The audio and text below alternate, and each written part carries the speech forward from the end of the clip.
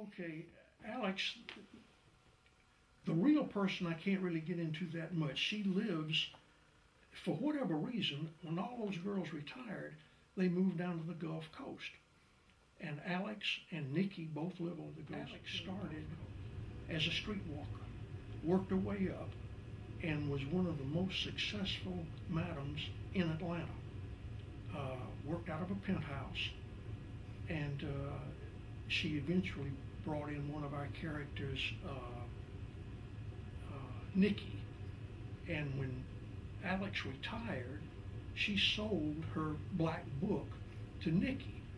Well, the book had a street value of $500,000, but because it was Nikki, and she pointed this out to Sly, her lawyer, that she had plenty of money because of him.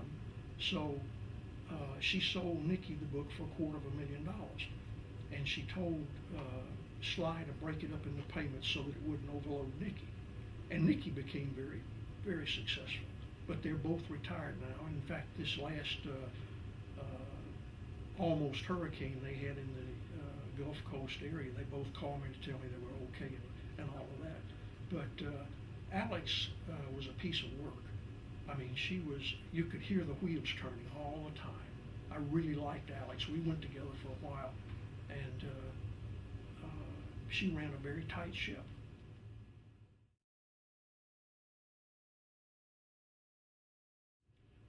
Literally on the street. When I got out of law school, I was what I wanted to do was I wanted to work with professional criminals.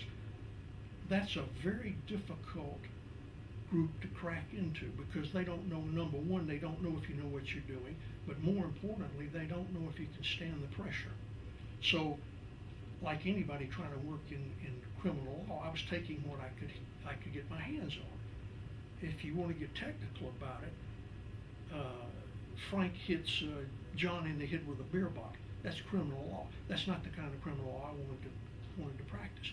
And there were some big-time criminals here in the Atlanta area, but I had to work my way up, work the ranks. So a guy named Sly Henritzi pulled me in, sort of kept me under his wing, and he would start throwing me little cases to see if I could handle them and this and that and the other. And he was the one that introduced me to Pauline. Pauline was the wealthiest madam that I ever met, but it was because not of just her business, but when I met Pauline, she was around 80 and had operated a bordello on Clay Street in Bowling Green, Kentucky. Well, what finally put her out of business was not the police, it was urban renewal. They had cut through a ramp going to a highway, and that put her out of business. She was the only madam that I've ever met that had a branch office, and it was in Washington, D.C. But where she made the bulk of her money was, in fact, she almost fired Sly because of it. She was one of the first investors in Polaroid and Xerox. And Sly thought it was a harebrained idea. He said, it's ridiculous. Whoever heard of a photograph developing itself? So he wouldn't invest the money.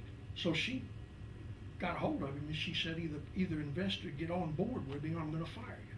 So they invested early on, and she became super wealthy. The woman she had hospitals built, and but she was what Alex would have gotten to had Alex not retired. But the earmark for a working girl was age 30.